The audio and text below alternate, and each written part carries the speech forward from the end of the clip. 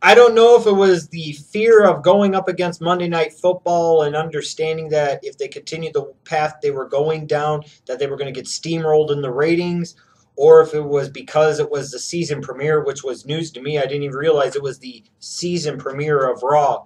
The WWE did a much, much better job with this week's show. There is no question about it. It was a really easy show for me, by and large, to sit through for 3 hours, and I actually found myself somewhat entertained. How about that? You start off a wrestling show with a wrestling match, and even before that, the couple-minute teaser video package, I thought, did a really good job of setting the tone for the night, and you dive right in then to Bray Wyatt, Chris Jericho steel cage match. Now, I find it kind of interesting that they're choosing to wrap up the feud here, and they're apparently calling an audible with Jericho sending him at Randy Orton come Night of Champions. But you could actually argue that that match has purpose going some years back, and I'm okay with that.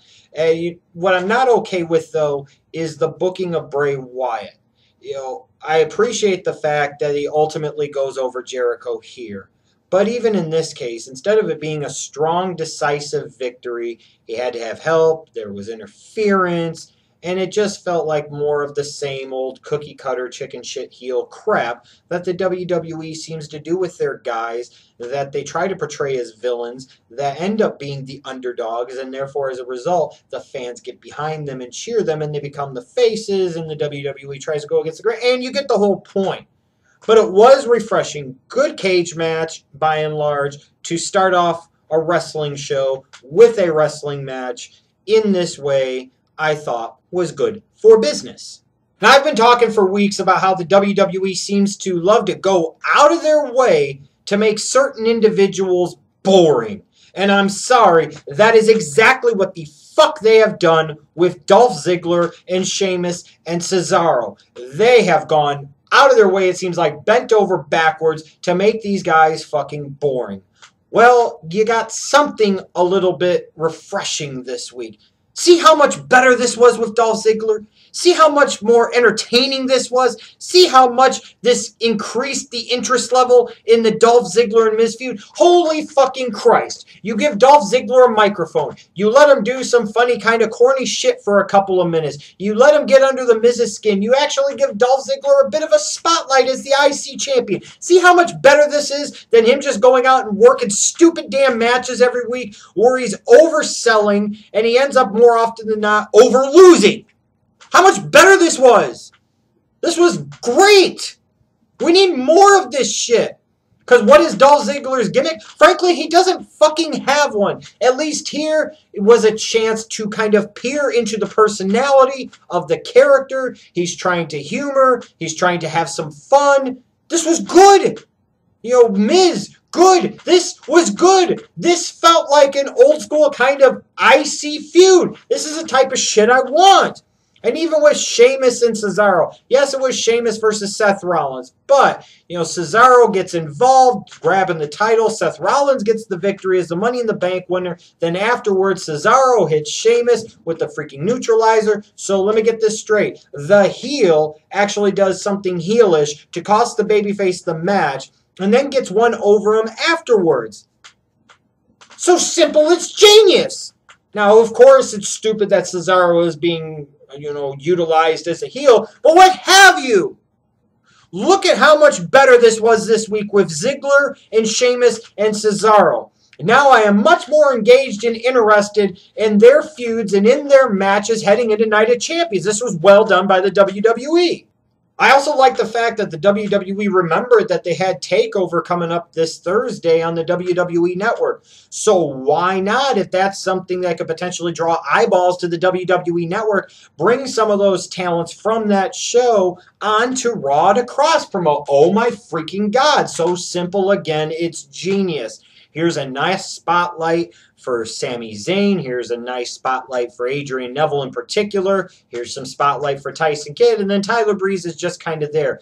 But you're introducing this larger audience, this much bigger audience that probably hasn't been exposed to NXT, doesn't know, frankly, who the hell these guys are. And it was kind of refreshing to see that while they didn't get entrances and the crowd took a little bit to get into it, these guys actually eventually got the crowd into it. It felt like kind of when you go to a live event and one of the dark matches, you don't know the guys, but they work hard and they get you into the match and they end up getting you by the end. That's exactly what this was. It was a great way to introduce Neville and Zayn. I thought this was really well done. And again, cross-promoting something else that appears on the WWE Network without having to say that it's $9.99 30 damn times. I also like how the WWE featured Roman Reigns on the show. You give him an interview. You give him a main event match against Randy Orton. And then, as this match goes along, eventually, of course, there's interference. Then they bring down the steel cage. Thank God it didn't come down any quicker, because otherwise Seth Rollins might have been impaled, and it might have been one of the most terrible things we would have ever seen on any wrestling show. Good God, that was close. Seth Rollins needs to be more aware of his surroundings, and perhaps the WWE needs to be a little more careful and not book things to come so close, because Rollins almost got really damaged and really fucked up. And how terrible would that have been? That was bad. But what they did here with Roman Reigns, I thought was really, really good. They made him still look like a powerhouse, but at the end, he didn't sit there and kick all three guys' asses and end up having the upper hand, something they would do with the Cena. Eventually the numbers game caught up to him, and there's Seth Rollins giving him the curb stomp on the freaking chair, and that's pretty much the end of the show. I thought that was a good way of featuring Roman Reigns. Thank God Seth Rollins moved his ass out of the damn way. A lot of things that the WWE did this week made me actually think that they cared and that effort was very important. And I think, frankly, that effort showed. And it's really ironic to me that I enjoyed so much of this show and was entertained by a lot of this show when two of the featured storylines on this show and two of the marquee storylines heading into Night of Champions, to me, completely and totally fucking suck, and I have absolutely zero interest in either one of them. It's great that the WWE got Jerry Springer to come in and try and have a Bella Twin intervention. That's tremendous. If this was the Attitude Era and it was 1999 when Jerry Springer's show was still incredibly relevant and Crash TV in general was incredibly relevant. Now you are a PG product trying to gear yourselves primarily towards kids. A lot of these kids have no clue who the fuck Jerry Springer is, and his product sure as hell is not appealing to the common denominator of the fan base that you love to go after so much. It's just ridiculous, but not nearly as ridiculous as this whole Bella family shit. Oh my God. And no, this did not cross over from being so bad that it ended up becoming good and entertaining. No, it was just train wreck bad because it was bad and it's stupid. This was terrible. You're involving Stephanie. They just can't let this go because Stephanie's involved. You can't ever possibly say that Stephanie McMahon, from a creative standpoint, is involved with something that sucks, even though she's been a big player in the creative process of the company for several years now, and a lot of what they've done has fucking sucked. Oh, we got to sit there and keep trotting out Nikki, and we got to keep trotting out Brie, and then we bring out this other fucking dude. I'm assuming the brother, maybe fucking not. Another bad actor to go along with Brie and Nikki's bad acting, and the whole thing, Springer's getting fucking carted off on a damn stretcher. Oh, my Christ. Put me out of my misery right now. And we're throwing Nikki Bella into the Divas title match at Night of Champions. They can't get this over quick enough.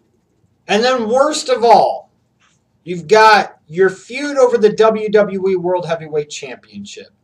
You've got this ridiculously too long segment featuring Paul Heyman and John Cena. Look, I know a lot of you love Paul Heyman, one of the great talkers in history, one of the great managers in history. I don't give a damn who you are. You say the same shit over and over and over again as an on-screen character, and eventually that shit starts to get old, and it starts to get boring, especially when it's pertaining to John Cena. Always going down this same direction, and nothing ever comes of it. Nothing ever fucking happens. And Cena acts the same stupid way, says the same stupid fucking things, and the segment ultimately results in the same damn thing. Mainly nothing being accomplished. Oh, Cena is pissed off now.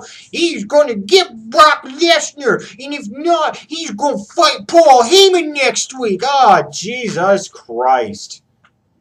This is just stupid. Again, this is the problem for WWE with John Cena. And it's all their fault, namely Vince McMahon. It's like every time he talks about John Cena, or anybody in that company talks about John Cena, it's like it's liquid Viagra for him and he can't get enough. It gives him a chubber one more time.